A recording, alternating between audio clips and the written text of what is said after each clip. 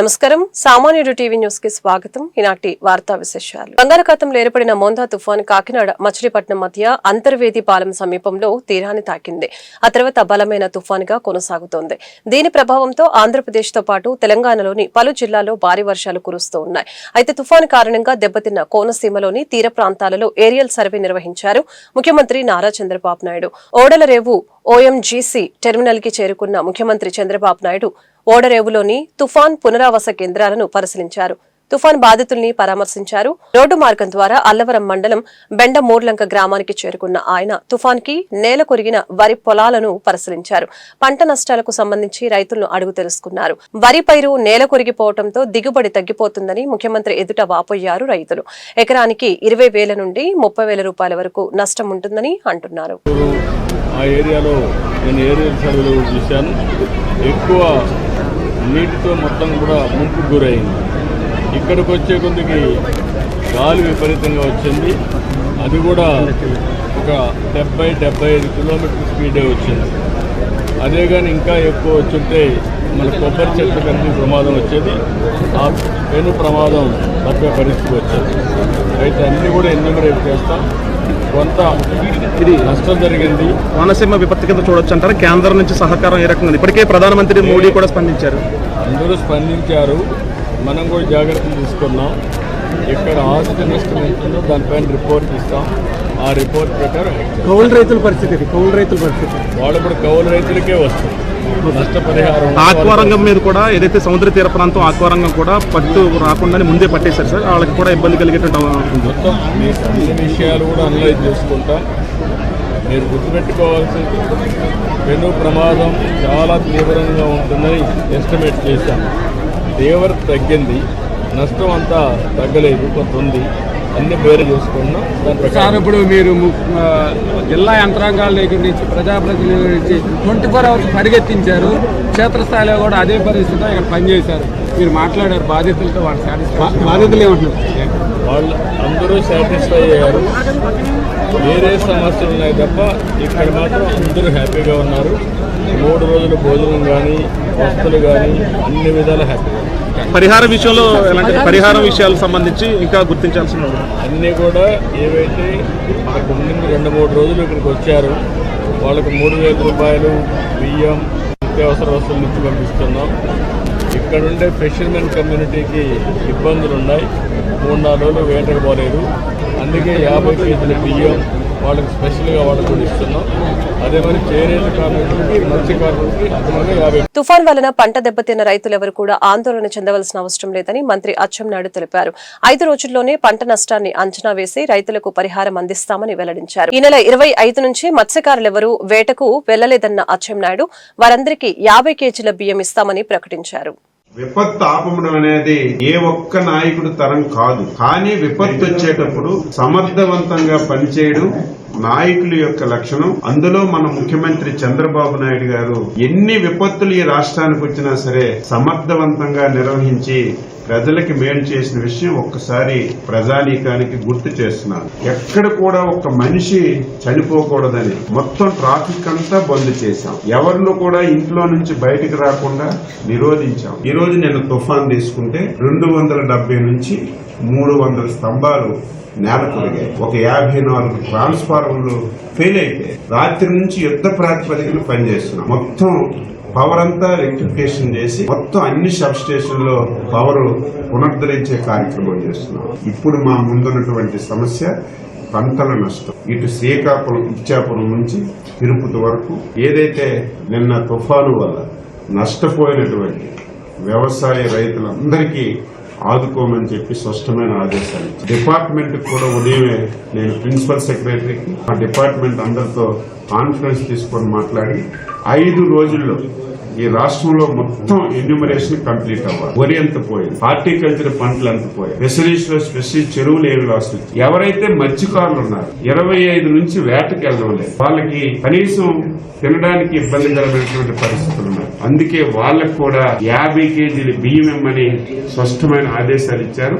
అది కూడా డిస్ట్రిబ్యూట్ చేయడానికి అన్ని ఏర్పాట్లు చేసుకుంటామని ఈ సందర్భంగా తెలియజేస్తూ ఏ ఒక్క రైతు ఆందోళన చెందవలసిన అవసరం లేదు.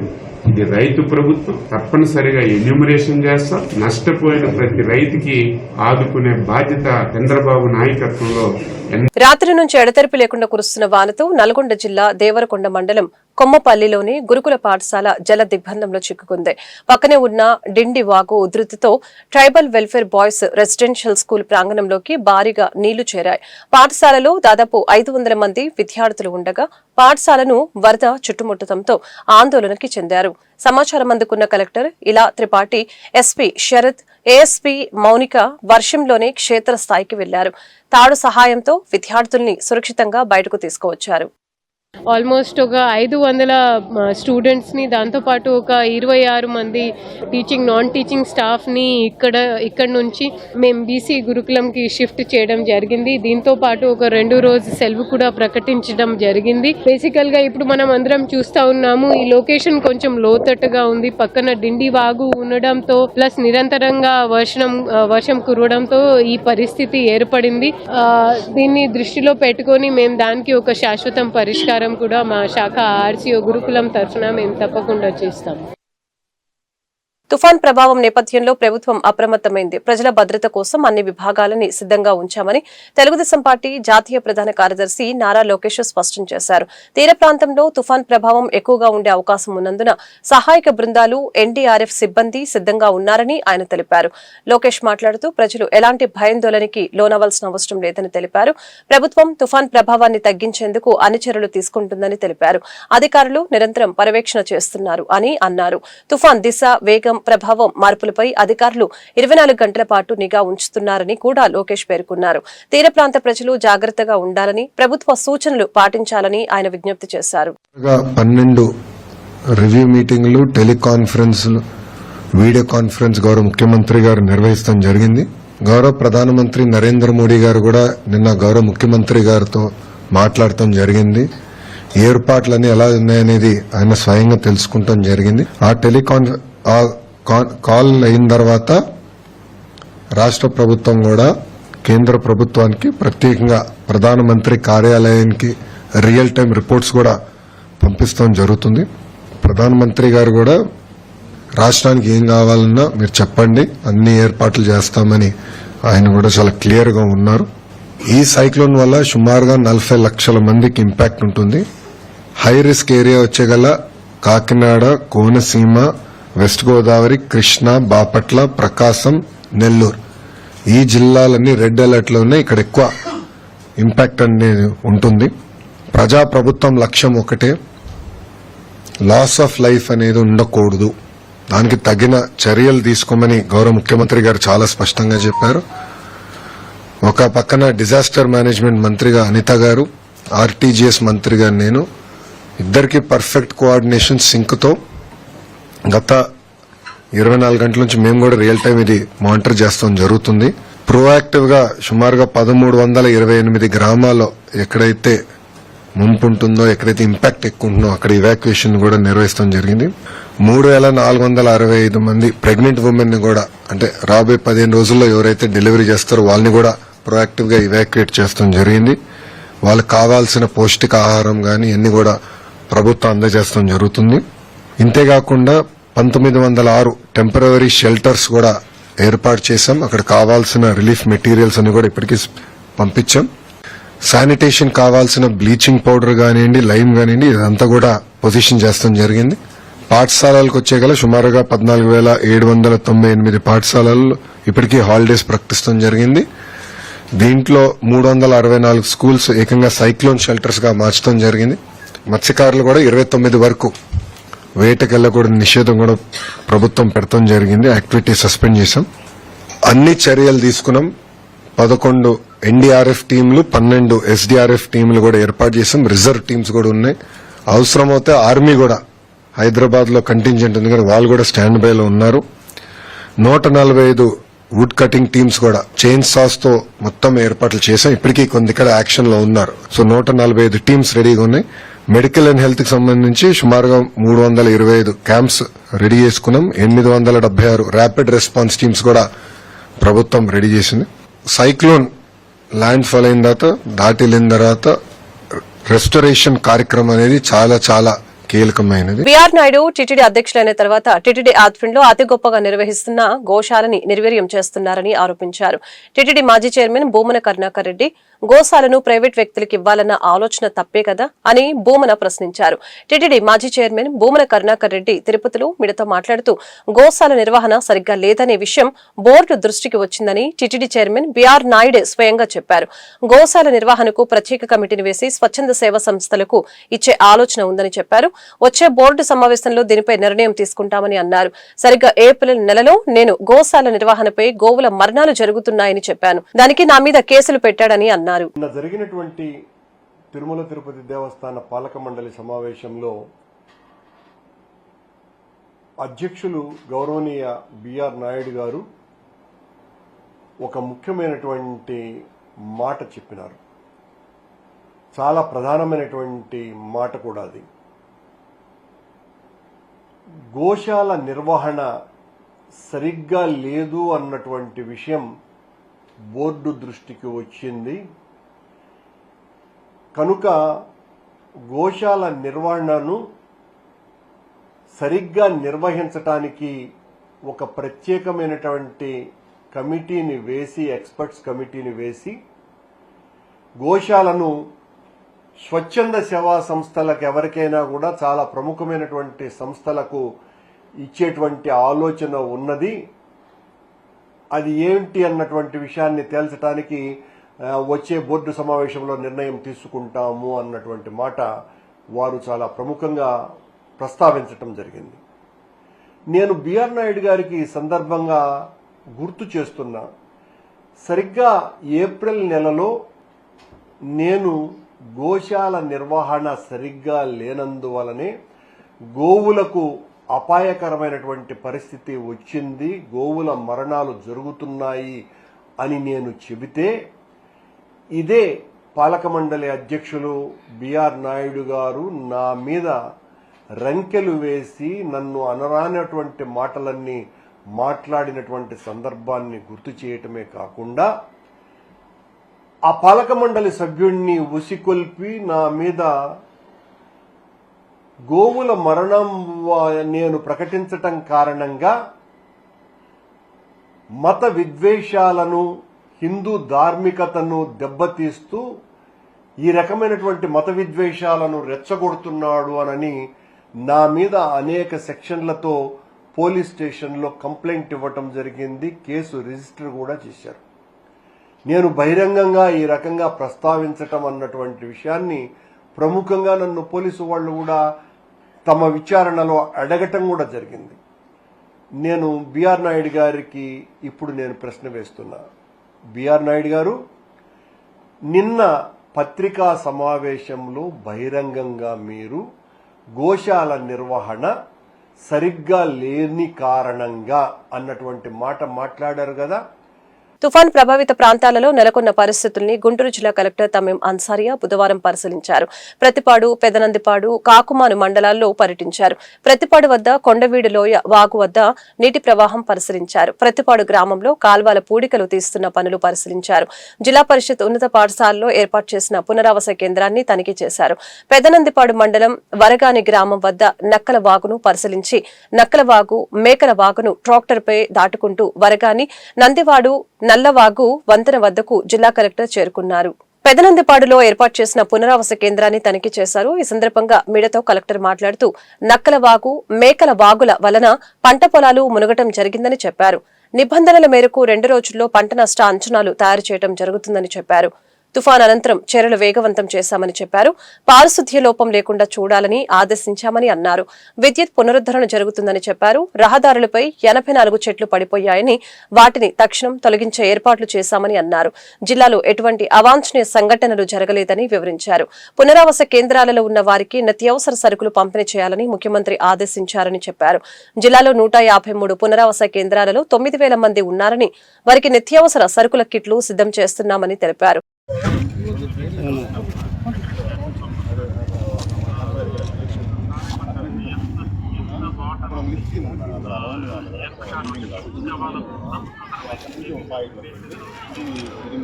మేజర్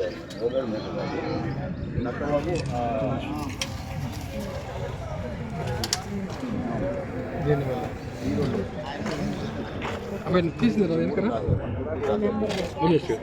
తీసినారా కదా సార్ నాకు కూడా అవకాశం ఇవ్వాలిగా.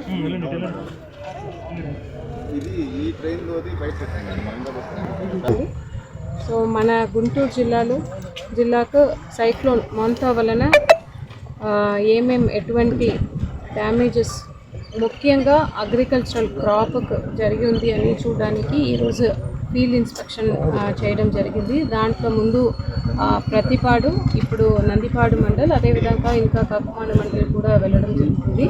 సో దాంట్లో ముఖ్యంగా చూస్తే ఇక్కడ మేకలవాగు, నక్కవాగు అవన్నీ కూడా ఇప్పుడు ఓవర్ఫ్లో అయింది. మిడిల్లో కూడా కొన్ని బీచెస్ వలన కూడా ఇక్కడ ఉన్న కాస్వేస్ కూడా ఓవర్ఫ్లో అయ్యింది. దాన్ని కూడా ప్రజలు ఎవరు కూడా దాన్ని వాడకుండా ఫిజికల్ బ్యారియర్ పెట్టి చేస్తున్నాము. అదేవిధంగా ఇక్కడ ఎక్కువ పత్తి, అదేవిధంగా మిరప కూడా వేసి ఉన్నారు.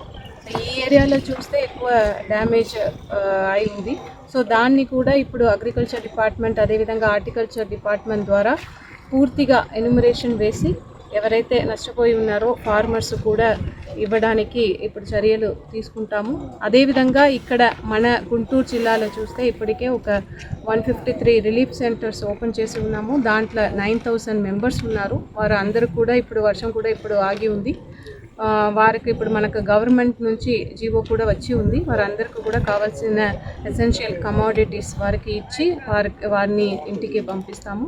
అదేవిధంగా వారి యొక్క నష్టపరిహారం అంటే ఒక్కొక్క ఫ్యామిలీకి కూడా 3,000 రూపీస్ అది కూడా ఇప్పుడే ఈరోజే జీవో వచ్చి ఉంది. ఆ పనిలో ఇప్పుడు అందరూ mandal level special officers, tahsildars అందరూ కూడా ఆ ఎన్యూమరేషన్ పనిలో ఉన్నారు. సో మన గుంటూరు జిల్లాలో చూస్తే ఎక్కడ కూడా ఎటువంటి ప్రాణ నష్టం కానీ జరగలేదు. అగ్రికల్చరల్ డ్యామేజ్ జరిగినది ఇప్పుడు ఎన్యూమరేషన్ చేస్తున్నాము. సో అందరూ ఆఫీసర్స్ కూడా మన గౌరవ ముఖ్యమంత్రి గారు ఇచ్చిన ఆదేశాల మేరకు చాలా చక్కగా పనిచేశారు. అదేవిధంగా మీడియా కూడా అప్పటికప్పుడు మన డిస్ట్రిక్ట్ అడ్మినిస్ట్రేషన్ నుంచి ఏదైతే ఈ సైక్లోన్ గురించి ఇచ్చిన ఇన్ఫర్మేషన్ కూడా ప్రజల అందరికీ కూడా అప్పటికప్పుడు మీరు కూడా తెలుపుతూ ఉన్నారు. దానికి మీ అందరికీ కూడా ధన్యవాదాలు తెలియజేస్తున్నాను. ఇప్పుడు డిస్ట్రిక్ట్ అడ్మినిస్ట్రేషన్ నుంచి మనం ఎక్కువ ఫోకస్ చేస్తున్నది రీహాబిలిటేషన్ పైన చూస్తున్నాము.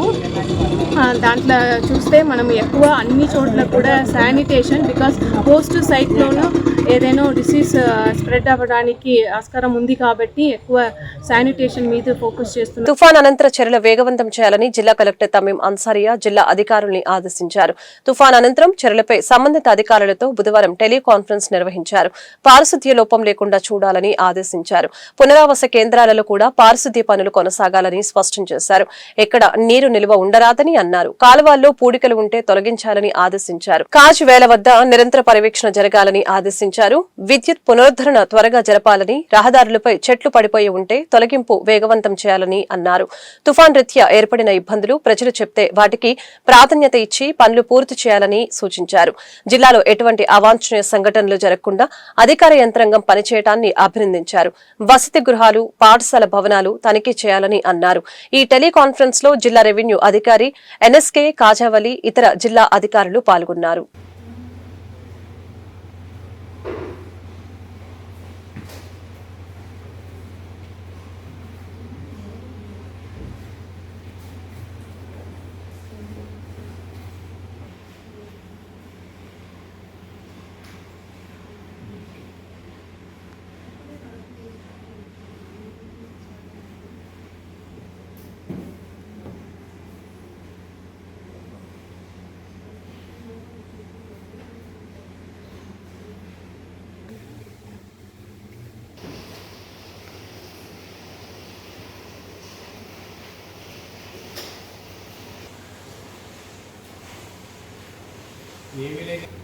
గుంటూరు జిల్లా పరిషత్ కార్యాలయంలో బుధవారం జరగవలసిన ఉమ్మడి గుంటూరు జిల్లా సర్వసభ్య సమావేశం వాయిదా పడింది. మోందా తుఫాన్ కారణంగా ఇటు ప్రజాప్రతినిధులు, అటు అధికారులు కూడా పూర్తి స్థాయిలో హాజరు కాలేదు. దీంతో జడ్పీ చైర్పర్సన్ కత్రె హెనే క్రిస్టినా కోరం కోసం కొంత సమయం వేచి చూశారు. కానీ కోరం లేకపోవడంతో సమావేశాన్ని వాయిదా వేశారు. త్వరలోనే సమావేశం నిర్వహణ తేదీని ప్రకటిస్తామని జడ్పీ చైర్పర్సన్ ప్రకటించారు. సమావేశాన్ని ఏర్పాటు చేశాము. యాక్చువల్గా 90 రోజులకి నిర్వహించాలి కాబట్టి దీన్ని పెట్టడం జరిగింది.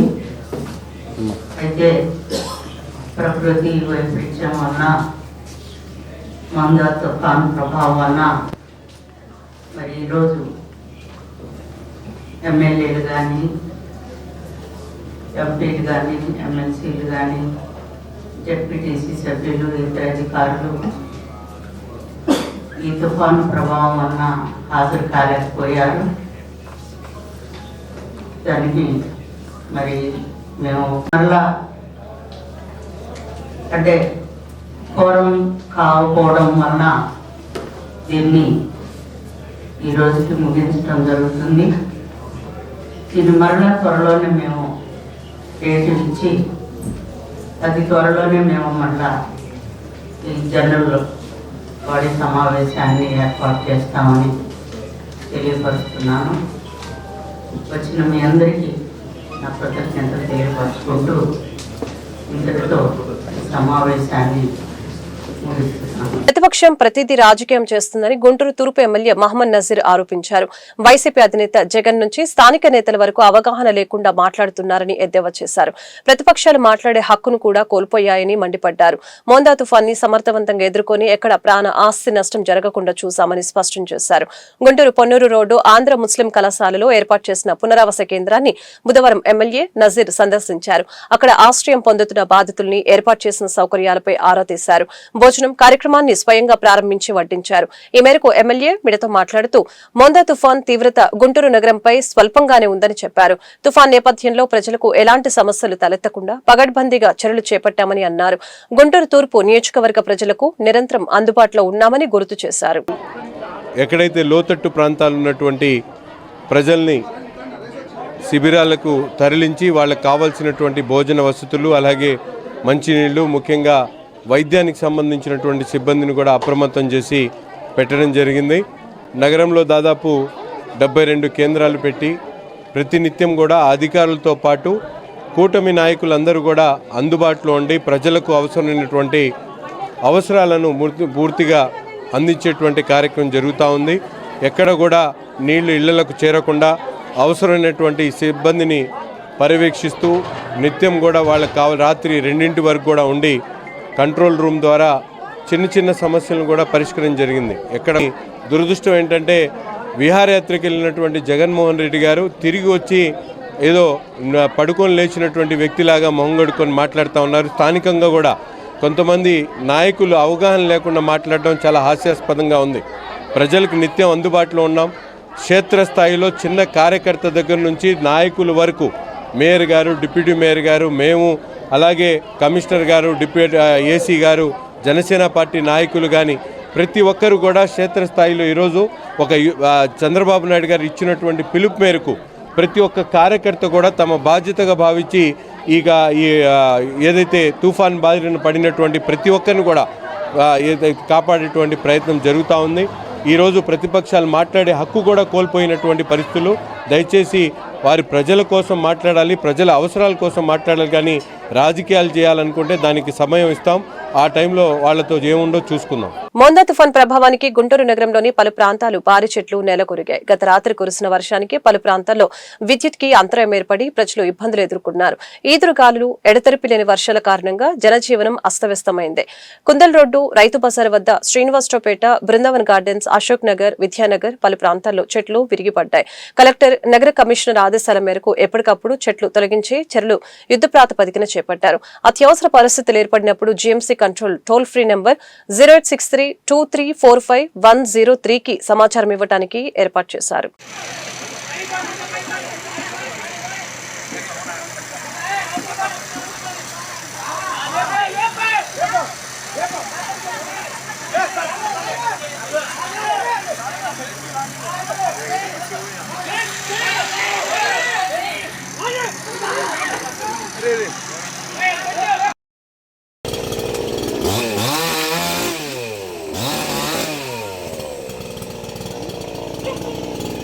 Ah!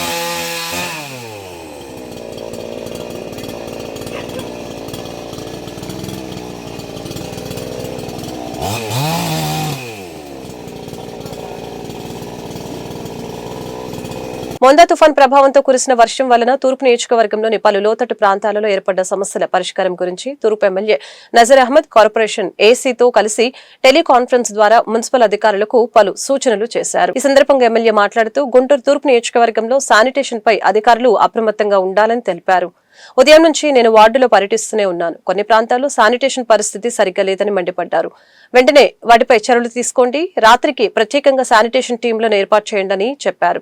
ప్రజలకు ఎలాంటి ఇబ్బందులు కలగకూడదని మున్సిపల్ ఉద్యోగులకి సూచించడం జరిగింది. చాలా ప్రాంతాలు ప్రభావితం అవుతాయనేటువంటి సూచనల మేరకు ముఖ్యంగా గుంటూరు నగరానికి సంబంధించి ఒక పకడ్బందీ ప్రణాళికతో ఎక్కడ కూడా ప్రాణ నష్టం కానీ ఆస్తి నష్టం కానీ జరగకుండా ముందు ప్రణాళికలతో నగరంలో అన్ని డివిజన్స్ సంబంధించి ఒక స్టాండ్ బై టీంని పెట్టుకొని ముఖ్యంగా నోడల్ ఆఫీసర్స్ని పెట్టుకొని ప్రతి ఒక్క చోట కూడా ఎక్కడైతే లోతట్టు ప్రాంతాలుండి మునిగేటువంటి ప్రమాదం ఉన్నటువంటి ప్రతి ఇంట్లో ఉన్నటువంటి ప్రతి వ్యక్తిని కూడా కాపాడేటువంటి విధంగా ఎక్కడ శానిటేషన్కి సంబంధించినటువంటి ఇబ్బందులు కానీ లేకపోతే డ్రైన్ ఓవర్ఫ్లోతో రోడ్లు మునిగిపోయేటువంటి ప్రమాదం ఉన్నటువంటి ప్రతి ఒక్క ప్రాంతాన్ని కూడా ఈరోజు విజిట్ చేసి మున్సిపల్ అధికారులను అలాగే శానిటరీ అధికారులను నోడల్ ఆఫీసర్స్ ద్వారా ప్రత్యేకమైనటువంటి చర్యలు తీసుకొని ఈరోజు పూర్తి స్థాయిలో ప్రజలకు ఎక్కడ కూడా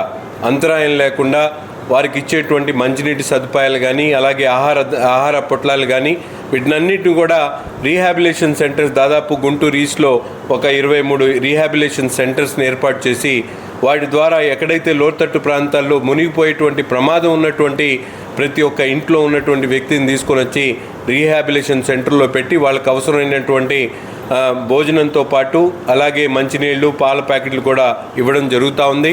ఈరోజు రాత్రికి మరింత ఉధృతంగా వచ్చేటువంటి వర్షాలకు ప్రజలు ఎక్కడ ఇబ్బంది పడకూడదనేటువంటి ఆలోచనతో ఈరోజు మున్సిపల్ సిబ్బంది సహకారంతో అలాగే ఉన్నతాధికారుల సహకారంతో పూర్తి స్థాయిలో క్షేత్రస్థాయిలో ప్రజల దగ్గరికి వెళ్ళి వాళ్ళ ఇబ్బందులు కనుక్కొని ఈరోజు కమాండ్ కంట్రోల్ రూమ్ ద్వారా ప్రత్యేకమైనటువంటి అధికారులకు ఒక అప్రమత్తం చేసేటువంటి కార్యక్రమాన్ని తీసుకోవడం జరిగింది.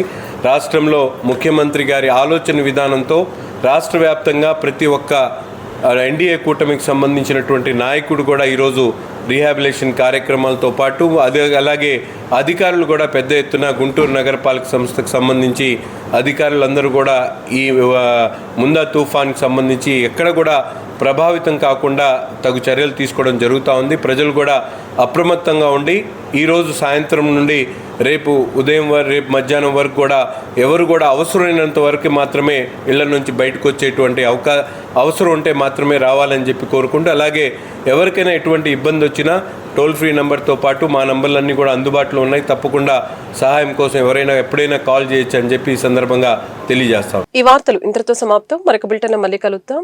నమస్కారం.